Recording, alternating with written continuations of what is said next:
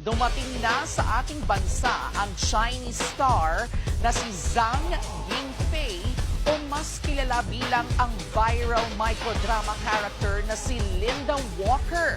At bumisita po siya sa Intramuros. Nasa frontline ng balitang yan, si MJ Marfort. Kasabay ng first day of school sa Pilipinas at National Exam Week sa China, bumisita sa bansa ang poster girl for being a good student na si Linda Walker o Zhang Yingfei. Si Yingfei ang lead star sa viral microdrama na The Heiress Who Won with Brains.